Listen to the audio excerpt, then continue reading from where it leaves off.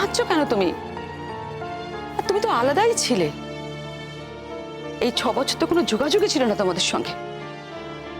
যোগাযোগ তো এক পক্ষ থেকে থাকে না, যোগাযোগ দুপক্ষের ব্যাপার। যোগাযোগ তো শিরিন রাখেনি। আর কেন এখন এসব কথা উঠছে? মানে এখন তো এসব বলে কোনো লাভ নেই। ওর অনুজ তো আর নেই। যে মানুষটা নেই তাকে নিয়ে কোনো রকম নেগেটিভ কথা শুনতে আমরা চাইছি না। ও তো আর শুনতে আসছে না এই কথাগুলো। কেন বলছেন বলুন? বলছি এই কারণেই যে যা সর্বনাশ হওয়ার কিন্তু আমার মেয়েটার হয়েছে, আর কারোর হয়নি।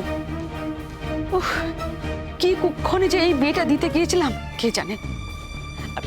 মিনাকে তাকে দেখলে আমার খালি একটা কথা মনে হয়, কেন ওনার সঙ্গে আমার যোগাযোগ হয়েছিল। ওনার সঙ্গে যদি যোগাযোগ না হতো তাহলে আমার মেয়েটার জীবনে এত বড় দুর্ঘটনাটা ঘটতো না। একটু সুখ পেত, একটু শান্তিতে জীবনটা কাটাতে পারতো। বিয়েটা করে কি হলো? বিয়ের পর থেকে একটা দিনের জন্য সুখ পেয়েছে মেয়েটা। এই কথাগুলো এখন বলে কি লাভ? তুমি যদি মেয়েটাকে কনসোলি করতে চাও তাহলে এই কথাগুলো বলছো কেন?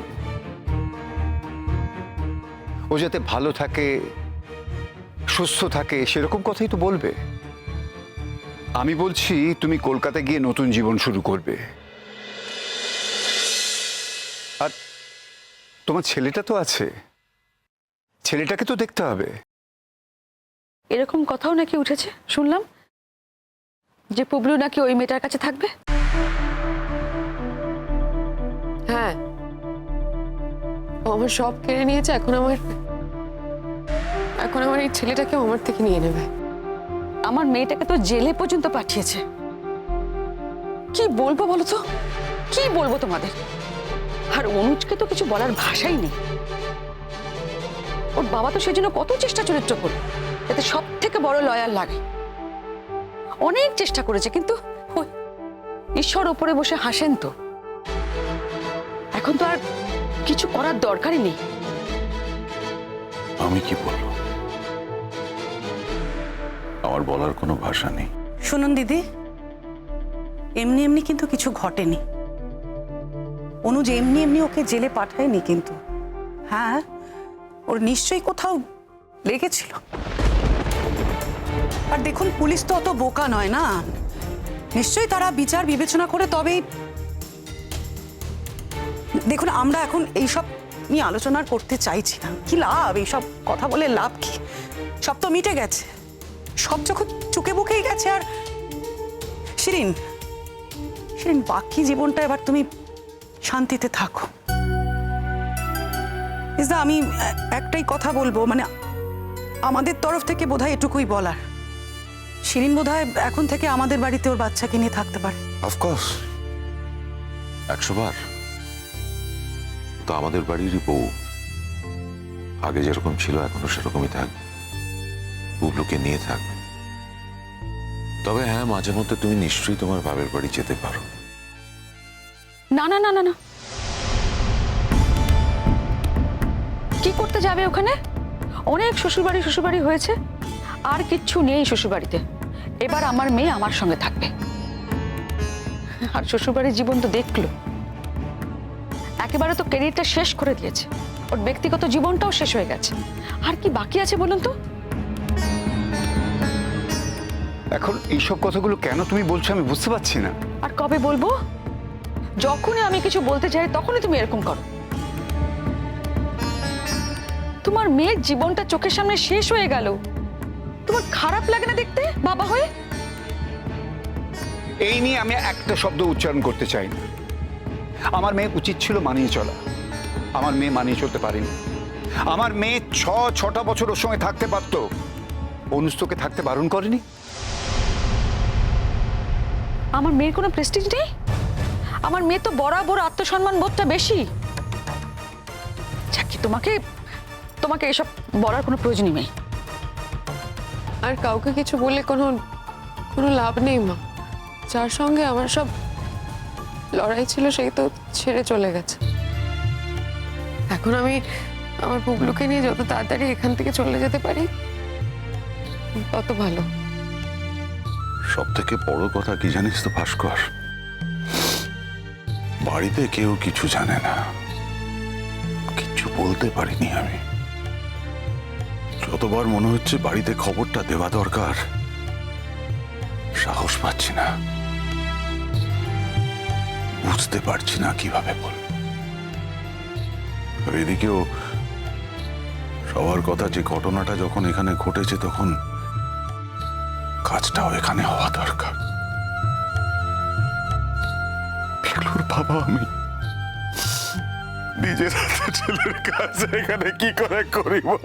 কাঁদিস না, কাঁদিস না পিনাকি, কষ্ট পাস না। সবকিছু তো আর আমাদের হাতে থাকে না। Accident, accident. না, এটা অ্যাক্সিডেন্ট নয়, এটা হত্যা। তুমি দূর থেকে কি করে বুঝে গেলে এটা হত্যা? হ্যাঁ, আমি দূরে ছিলাম, কিন্তু শিরিন তো কাছে ছিল। ড্যাডি কেন আসছে না? ড্যাডি আর কোনোদিনও আসবে না। ড্যাডি আসছে না, মামুনিও আসছে না। মামুনির কাছে একটু আমাকে নিয়ে চলো না। মামুনির জন্য আমার খুব কষ্ট হচ্ছে। মামুনি আমাকে গল্প বলতো, কত সুন্দর করে খাইয়ে দিত। তোমরা সবাই কেউ পারো না। এই, আর একবারও যদি ওই মামুনি নামটা তোমার মুখে শুনেছি না, তাহলে এমন মার।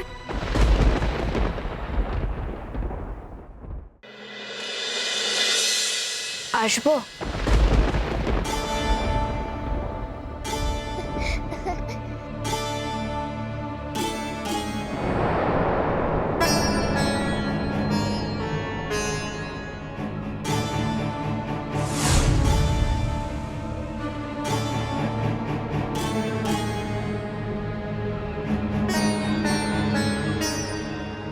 মামুনি, আমাকে কেমন বকছো তোমার কথা বলেছি বলে? আমাকে এখান থেকে নিয়ে চলো, এরা সবাই খুব বাজে। ওরকম করে না পুবলু, আমাকে একটু কথা বলে নিতে দাও আগে। দাঁড়াও, আমি একটু কথা বলি। ওইখানে কেন এসেছে? সব শেষ করে এখনো শান্তি পাসনি? এই বাড়ির মায়াটাও ত্যাগ করতে পারলি না? এখনো এই বাড়িতে ঘুরঘুর করছিস? আবার কি হাতানো যায় তার জন্য না? আমি তোকে কি মেয়ে তৈরি করেছিলাম বলতো? হ্যাঁ, আমি তোকে নুন খাইয়েছিলাম বলে গুণ গাইছিস? আমার মেয়ের জীবনটাকে তো পুরো শেষ করে ফেললি। কেন শুধু শুধু এই কথাগুলো শোনবার জন্য এখানে এলি গুড্ডি? তোকে তো আমি না করেছিলাম। আমার আশাটা দরকার ছিল ছোট মা। দরকার? কিসের দরকার? কার দরকার? তোমার সঙ্গে আমাদের কোনো দরকার নেই। Just get out. Get out, I say. নাকি পাওয়ার দেখাতে এসছো? এসপি হওয়ার পাওয়ার? সেটা তো সম্ভব নয়। এখানে তোমরা যা স্ক্যান্ডাল করেছো, তোমাদের জুনিয়র আশেপাশের লোকজনেরা তোমার নামে ওপর মহলে রিপোর্ট করেছে, শোকজ করা হয়েছে তোমাকে। সুতরাং সেই উপায় তো তোমার নেই। আমি অত্যন্ত ব্যক্তিগত কথা বলার জন্য এখানে এসেছি। সবাইকে এই কথাটা জানানো খুব জরুরি। শোনো, তোমার কাছ থেকে কোনো কথাই জানা আমরা জরুরি মনে করি না। কথা যখন বলতে এসেছে, শুনতে তো কোনো দোষ নেই। না না কথা মানবে কি না মানবে সেটা পরের কথা। না বাপি, আমি ওর কথা শুনতেও চাই না, ওকে আমি এখানে দেখতেও চাই না। ওকে দেখে মনে হচ্ছে যে অনুজের হত্যাকারী এখানে এসে দাঁড়িয়েছে। ওকে তাড়িয়ে দাও, ওকে এক্ষুনি এখান থেকে চলে যেতে বলো। এমনি চলে যাব, দাঁড়ানোর কোনো দরকার নেই। কেন মামুনিকে এরকম করে বলছো তোমরা? মামুনি কত ভালো। মামুনি ড্যাডিকে কত যত্ন করতো, আমাকে কত ভালোবাসে। আর তোমরা মামুনিকে এরকম করছো? আমি মামুনির কাছেই থাকবো, তোমাদের কাছে যাব না। জানো, ওরা আমাকে নিয়ে যাবে বলছে।